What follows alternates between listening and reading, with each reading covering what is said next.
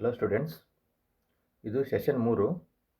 ಇದರಲ್ಲಿ ಪ್ಲೂರಲಿಸ್ಟ್ theory of democracy ಅಂದರೆ ಬಹುತ್ವ ಪ್ರಜಾಪ್ರಭುತ್ವದ ಸಿದ್ಧಾಂತ ಬಗ್ಗೆ ಪಾಠ ಮಾಡ್ತಾ ಇದ್ದೀನಿ.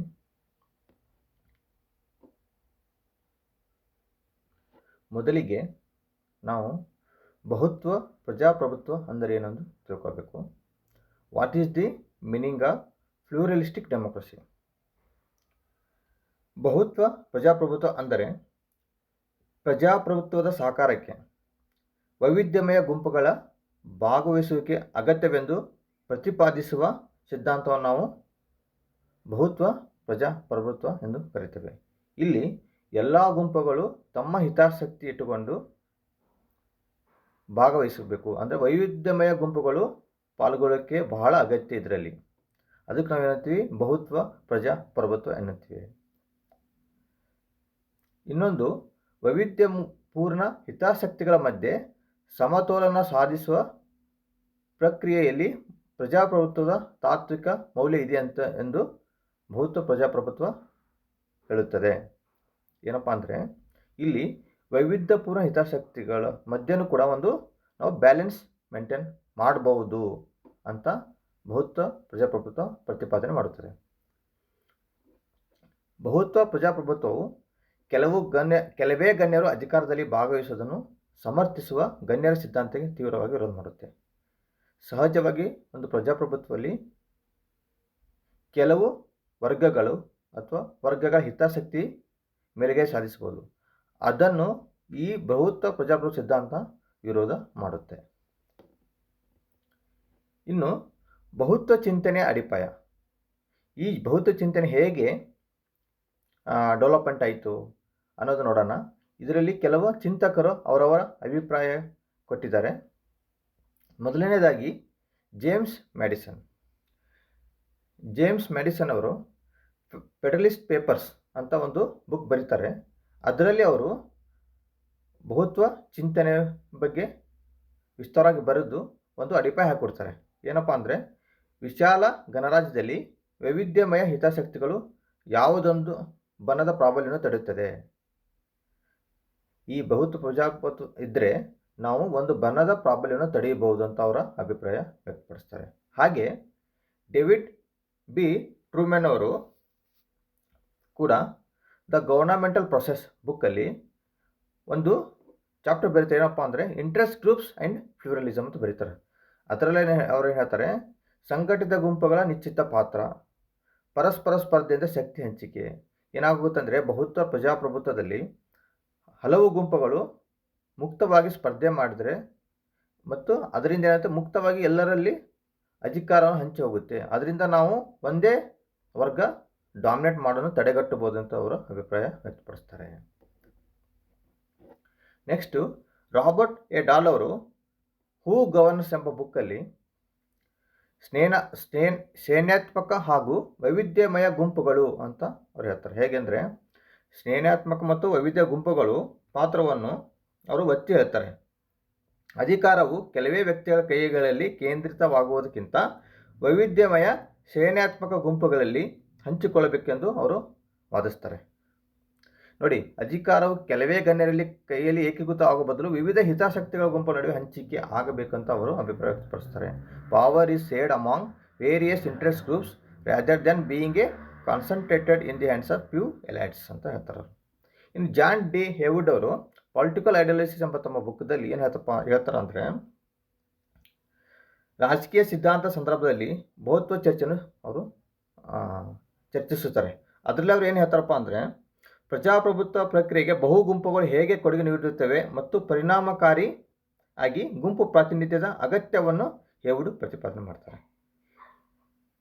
ಹೀಗೆ ಇದರಿಂದ ಏನಾಗುತ್ತದೆ, ಆ ಕ್ವಾಲಿಟಿ ಆಫ್ ರಿಪ್ರೆಸೆಂಟೇಷನ್ ಇಂಪ್ರೂವ್ ಆಗುತ್ತೆ. ಬಹು ಗುಂಪುಗಳು ಒಂದು ಡೆಮೋಕ್ರಸಿ ಪ್ರಜಾಪ್ರಭುತ್ವದಲ್ಲಿ ಭಾಗವಹಿಸಿದಾಗ ಅದರ ಕ್ವಾಲಿಟಿ ಹೆಚ್ಚಾಗುತ್ತೆ, ಅದರ ಮೌಲ್ಯ ಹೆಚ್ಚಾಗುತ್ತೆ ಅಂತ ಅವರು ಪ್ರತಿಪಾದನೆ ಮಾಡ್ತಾರೆ. ಹೀಗೆ ಹಲವು ನಮ್ಮ ಚಿಂತಕರು ಈ ಬಹುತ್ವ ಪ್ರಜಾಪ್ರಭುತ್ವ ಸಿದ್ಧಾಂತ ಬೆಳವಣಿಗೆಗೆ ಮತ್ತು ಅದಕ್ಕೊಂದು ಅಡಿಪಾಯ ಹಾಕಿ ಕೊಟ್ಟಿದ್ದಾರೆ. ಇನ್ನು ಮುಂದೆ ನಾವು ಬಹುತ್ವ ಪ್ರಜಾಪ್ರಭುತ್ವ ಲಕ್ಷಣಗಳೇನು, ವೈಶಿಷ್ಟ್ಯಗಳೇನು ಅಂತ ನೋಡೋಣ. Features of pluralistic democracy. ಒಂದನೇದು ಹಿತಾಸಕ್ತಿಗಳ ವೈವಿಧ್ಯಕ್ಕೆ ಒಲವು. ಇದರಲ್ಲಿ ಏನಾಗುತ್ತೆ ಅಂದರೆ ಸಮಾಜದಲ್ಲಿ ವಿವಿಧ ಗುಂಪುಗಳಿರ್ತವೆ. ಆ ಗುಂಪುಗಳ ಪ್ರತಿಯೊಂದು ಗುಂಪು ತನ್ನದೇ ಆದ ಒಂದು ಹಿತಾಸಕ್ತಿ ಇರುತ್ತೆ. ಹಾಗಾಗಿ ಬಹುತ್ವ ಪ್ರಜಾಪ್ರಭುತ್ವದಲ್ಲಿ ಏನಾಗುತ್ತೆ, ಎಲ್ಲ ಗುಂಪುಗಳಿಗೆ ಸಮಾನ ಒಂದು ಹಕ್ಕು ಇರುತ್ತದೆ. ಎಲ್ಲ ಗುಂಪುಗಳು ಬಂದು ತಮ್ಮ ಹಿತಾಸಕ್ತಿಯನ್ನು ವ್ಯಕ್ತಪಡಿಸಬಹುದು, ಅದನ್ನು ಪಡೆಯೋಕೊಳ್ಳುವ ಅಧಿಕಾರ ಕೂಡ ಅವರಿಗೆ ಇರುತ್ತೆ. ಹೀಗಾಗಿ ಏನಾಗುತ್ತೆ, ಎಲ್ಲ ಗುಂಪುಗಳು ಎಲ್ಲ ಹಿತಾಸಕ್ತಿಗಳು ಒಂದು ಕಡೆ ಸೇರಿದಾಗ ಒಂದು ಸಮತೋಲನ ಬ್ಯಾಲೆನ್ಸ್ ಆಗುವಂಥ ಒಂದು ನಾವು ನಿರ್ಧಾರ ಕೈಗೊಳ್ಬೋದು, ಎಲ್ಲರಿಗೂ ಅನುಕೂಲ ಆಗುವಂಥದ್ದು ಮತ್ತು ಎಲ್ಲ ವರ್ಗಕ್ಕೆ ಸಮವಾಗಿ ಹೋಗುವಂಥದ್ದು. ಅದಕ್ಕೆ ಇದರ ಒಂದು ಮುಖ್ಯವಾದ ಲಕ್ಷಣ ಅಂದರೆ ಹಿತಾಸಕ್ತಿಗಳ ವೈವಿಧ್ಯತೆಗೆ ಒಲವು ತೋರಿಸುತ್ತೆ. ಇದು favour for diversity of interest. ಎರಡನೇದು ಅಧಿಕಾರದ ವಿಕೇಂದ್ರೀಕರಣಕ್ಕೆ ಮಹತ್ವ ಕೊಡುತ್ತದೆ.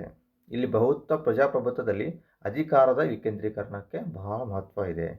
ಹೇಗಪ್ಪ ಅಂದರೆ ಅಧಿಕಾರ ವಿಕೇಂದ್ರೀಕರಣ ಅಂದರೆ ಒಂದೇ ವರ್ಗ ಅಥವಾ ಒಂದೇ ಪ್ರದೇಶದವರಿಗೆ ಮಾತ್ರ ಅಧಿಕಾರ ಇರಬಾರ್ದು. ಸಾಮಾನ್ಯವಾಗಿ ನಾವು ಉದಾರವಾದಿ ಪ್ರಜಾಪ್ರಭುತ್ವದಲ್ಲಿ ಇರ್ಬೋದು, ಬೇರೆ ಬೇರೆ ಪ್ರಜಾಪ್ರಭುತ್ವದಲ್ಲಿ ನೋಡಿದಾಗ ಕೆಲವೇ ವರ್ಗದವರು, ಕೆಲವೇ ಅಂತಾರೆ ಪ್ರದೇಶದವರು ನಮ್ಮನ್ನು ಅಧಿಕಾರದಲ್ಲಿ ಇರ್ತಾರೆ. ಬಟ್ ಇದು ಏನು ಹೇಳುತ್ತಂದರೆ ಕೆಲವೇ ಪ್ರದೇಶ, ಕೆಲವೇ ಜಾತಿ, ಧರ್ಮ, ಲಿಂಗದವರು ಕೈಯಲ್ಲಿ ಅಧಿಕಾರ ಇರ್ಬೋದು. ಇದು ಅಧಿಕಾರದ ವಿಕೇಂದ್ರೀಕರಣ ಬೇಕಂದ್ರೆ ಎಲ್ಲ ಗುಂಪುಗಳಲ್ಲಿ ಸಮವಾಗಿ ಹಂಚಿ ಹೋಗಬೇಕು ಅಂತ ಇದು ವಾದ ಮಾಡುತ್ತದೆ. ಇದರದ ಒಂದು ಮುಖ್ಯ ಲಕ್ಷಣ ಕೂಡ. ಸೊ ಇನ್ನು ಮೂರನೇದು ಸಂಧಾನ ಮತ್ತು ರಾಜಿಗೆ ಆದ್ಯತೆ ಕೊಡುತ್ತಿತ್ತು. ಸೊ ಈಗೇನಾಗುತ್ತೆ, ವಿವಿಧ ಹಿತಾಸಕ್ತಿಗಳ ವಿವಿಧ ಗುಂಪುಗಳು ಬಂದು ಪ್ರಜಾಪ್ರಭುತ್ವದಲ್ಲಿ ಭಾಗವಹಿಸಿದಾಗ ಎಲ್ಲರೂ ತಮ್ಮದೇ ಆದ ಸ್ವಂತ ಒಂದು ಅಭಿಪ್ರಾಯ ಇರುತ್ತೆ, ಹಿತಾಸಕ್ತಿ ಇರುತ್ತೆ. ಅದನ್ನು ಹೇಗೆ ನಾವು ಸಂಧಾನ ತರೋದು, ಹೇಗೆ ನಾವು ಒಂದು ಬ್ಯಾಲೆನ್ಸ್ ಮೇಂಟೈನ್ ಮಾಡ್ಬೋದು, ಅಲ್ಲಿ ಏನಾಗುತ್ತೆ ಡಿಬೇಟು ಮತ್ತು ಡಿಸ್ಕಷನ್ ಮೂಲಕ ಎಲ್ಲರಿಗೂ ಅನುಕೂಲ ಆಗುವಂಥ ಒಂದು ಸಂಧಾನ ಮತ್ತು ರಾಜಿಗೆ ಆದ್ಯತೆ ಸಿಗುತ್ತೆ. ಸೊ ಇನ್ನು ಬೇರೆ ಬೇರೆ ನಾವು ಡೆಮೋಕ್ರಸಿಯಲ್ಲಿ ನೋಡುವಾಗ, ಲಿಬರಲ್ ಡೆಮೋಕ್ರಸಿಯಲ್ಲಿ ನೋಡುವಾಗ ಅಲ್ಲಿ ಕಾಂಪಿಟೇಷನ್ ಮುಖಾಂತರ ಏನಾಗುತ್ತೆ, ಅಲ್ಲಿ ಮೇ ಬಿ ಅಲ್ಪಸಂಖ್ಯಾತರು ಕೂಡ ನಾವು ಮನೆಯೇ ಸಿಗದೇ ಇರ್ಬೋದು.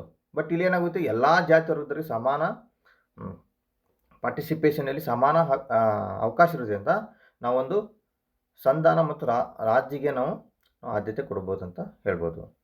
ನಾಲ್ಕನೇದು ಪಾಲ್ಗೊಳ್ಳುವಿಕೆ ಮತ್ತು ಪ್ರಭಾವ ಬೀರಲು ಆಸ್ಪದ. Scope for participation and influence. ಎಲ್ಲ ವರ್ಗದವರು, ಅದು ಅಲ್ಪಸಂಖ್ಯಾತರಿರ್ಬೋದು, ಬಹುಸಂಖ್ಯಾತರಿರ್ಬೋದು, ಬೇರೆ ಬೇರೆ ವಿಧದಲ್ಲಿ ವರ್ಗಗಳು ಏನಿವೆ, ಜಾತಿಯಿಂದ, ಧರ್ಮದಿಂದ, ಲಿಂಗದಿಂದ ಅಥವಾ ಪ್ರದೇಶದಿಂದ ಏನಿದ್ದಾವೆ ಅವರೆಲ್ಲರೂ ಬಂದು ಮುಕ್ತವಾಗಿ ಭಾಗವಹಿಸಬಹುದು. ಪಾಲ್ಗೊಳ್ಳುವಿಕೆಗೆ ಎಲ್ಲರಿಗೂ ಅವಕಾಶ ಇದೆ ಇಲ್ಲಿ. ಮತ್ತು ಆ ಪಾಲ್ಗೊಳ್ಳುವಿಕೆಯಿಂದ ಅದರಲ್ಲಿ ಯಾವುದೇ ಒಂದು ನೀತಿ ನಿಯಮ ಮಾಡುವಾಗ ಅದರ ಮೇಲೆ ಪ್ರಭಾವ ಕೂಡ ಬೀರಲು ಅವರಿಗೆ ಅವಕಾಶ ಇರುತ್ತದೆ. ಸೊ ಹಾಗಾಗಿ ಈ ಬಹುತ್ವ ಪ್ರಜಾಪ್ರಭುತ್ವದಲ್ಲಿ ಎಲ್ಲ ಜಾತಿ ಧರ್ಮಗಳು ಪಾಲ್ಗೊಳ್ಳುವಿಕೆ ಮತ್ತು ಪ್ರಭಾವ ಬೀರಲು ಆಸ್ಪದ ನೀಡುತ್ತದೆ. ಇನ್ನು ಕೊನೆಯದಾಗಿ ಅಥವಾ ಲಕ್ಷಣ ಹೇಳಬೇಕಂದ್ರೆ, ವೈಶಿಷ್ಟ್ಯ ಹೇಳಬೇಕಂದ್ರೆ ಸರ್ವಸಮ್ಮತ ನೀತಿಗಳ ಸಾಧ್ಯತೆ. ಏನಾಗುತ್ತೆ, possibility of consensus based policies ಅಂತ.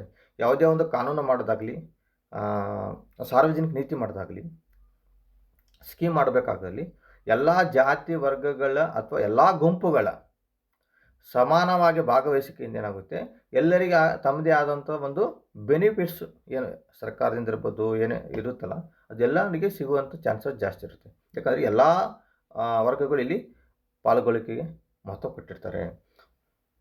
ವೈವಿಧ್ಯಮಯ ಗುಂಪುಗಳ ನಡುವಿನ ಪರಸ್ಪರ ಸಂಧಾನ ಮತ್ತು ಹೊಂದಾಣಿಕೆಯಿಂದ ಏನಾಗುತ್ತೆ, ಸಾರ್ವಜನಿಕ ನೀತಿಗಳು ಬರ್ತವೆ.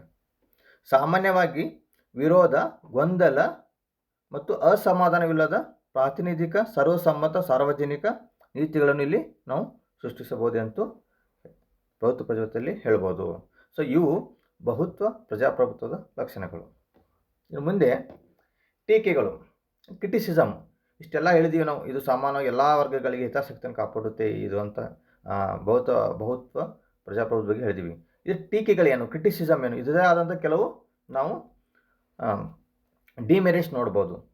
ಒಂದನೇದು, ಎಲ್ಲ ಗುಂಪುಗಳು ಸಮಾನ ಪ್ರಾತಿನಿಧ್ಯ ಹೊಂದದೆ ಸಹಜವಾಗಿ ಅಲ್ಪಸಂಖ್ಯಾತ ಗುಂಪುಗಳ ಶೋಷಣೆ ಅಂತ ಹೇಳ್ತದೆ. ಅಂದರೆ not all groups have equal representation which natural leads to the exploitation of minority groups. ಇದರಲ್ಲಿ ಕೂಡ ಅಲ್ಪಸಂಖ್ಯಾತರಿಗೆ ಸಮಾನವಾದ ಪ್ರಾತಿನಿಧ್ಯ ಸಿಗದೇನೂ ಇರ್ಬೋದು ಅಂತ ಹೇಳುತ್ತೆ. ಎರಡನೇದು, ಆಡಳಿತದಲ್ಲಿ ಅಸ್ಥಿರತೆ, ಅದಕ್ಷತೆ ಮತ್ತು ವಿಳಂಬಕ್ಕೆ ಕಾರಣವಾಗುವ ಸಾಧ್ಯತೆಯೂ ಅಧಿಕ ಅಂತ ಹೇಳ್ತಾರೆ. It is also more likely to lead to instability, inefficiency and delays in governance ಅಂತ. ಎಲ್ಲ ವರ್ಗವು ತಮ್ಮ ಹಿತಾಸಕ್ತಿಗೋಸ್ಕರ ಭಾಗವಹಿಸಿದಾಗ ಸಹಜವಾಗಿ ಅಲ್ಲಿ ಏನಾಗುತ್ತೆ, ಅಸ್ಥಿರತೆ ಕಾಣಬಹುದು ಅಂತ ಒಂದು ಅಭಿಪ್ರಾಯ ಕೆಲವು ಚಿಂತಕರು ವ್ಯಕ್ತಪಡಿಸಿದ್ದಾರೆ. ಇನ್ನೊಂದು, ಕೆಲ ಪಟ್ಟಭದ್ರ ಹಿತಾಸಕ್ತಿ ಗುಂಪುಗಳಿಗೆ ಸಮಾಜ ವಿರೋಧಿ ಚಟುವಟಿಕೆಗಳಲ್ಲಿ ತೊಡಗಲು ಆಸ್ಪದ ಕೂಡ ಇಲ್ಲಿ ಆಗ್ಬೋದು ಅಂತ ಅವರ ಒಂದು ಅಭಿಪ್ರಾಯ ಕೂಡ ವ್ಯಕ್ತಪಡಿಸಿ ಅದನ್ನು ವಿಮರ್ಶೆ ಕೂಡ ಮಾಡಿದ್ದಾರೆ. Some vested interest groups are allowed to engage in anti social activities ಅಂತ ಹೇಳ್ತಾರೆ. ಇವು ಟೀಕೆಗಳು. ಇನ್ನು ಕೊನೆಯದಾಗಿ ನಾವು ಏನು ಹೇಳ್ಬೋದು ಈ ಬಹುತ್ವ ಪ್ರಜಾಪ್ರಭುತ್ವದ ಸಿದ್ಧಾಂತದ ಬಗ್ಗೆ ಅಂತಂದರೆ, ಇದು ಏನು ಪ್ರಮೋಟ್ ಮಾಡುತ್ತೆ, ಬಹುತ್ವ pluralistic theory promotes representation, participation and diversity. ಈ ಮೂರು ಏನಿದಾವಲ್ಲ, ರೀಪ್ರೆಸೆಂಟೇಷನ್ ಅಂದರೆ ಪ್ರಾತಿನಿಧ್ಯ, ಎಲ್ಲ ವರ್ಗದವರಿಗೆ ಪ್ರಾತಿನಿಧ್ಯ ಕೊಡುತ್ತೆ, ಎಲ್ಲ ವರ್ಗದಲ್ಲೂ ಪಾಲ್ಗೊಳ್ಳಿಕೆ ಮಾಡ್ಬೋದು. ಮತ್ತು ಇದು ಡೈವರ್ಸಿಟಿಗೆ ಪ್ರಮೋಟ್ ಮಾಡುತ್ತೆ, ಅಂದರೆ ವೈವಿಧ್ಯಮಯ ಗ್ರೂಪ್ಗಳಿಗೆ ಪಾಲ್ಗೊಳ್ಳಿಕೆ ಮತ್ತು ಪ್ರಾತಿನಿಧ್ಯ ಕೊಡುವ ಮೂಲಕ ಇದು ವೈವಿಧ್ಯತೆಯನ್ನು ಸಪೋರ್ಟ್ ಮಾಡುತ್ತೆ ಅಂತ ಹೇಳ್ಬೋದು. ಧನ್ಯವಾದಗಳು. Thank you.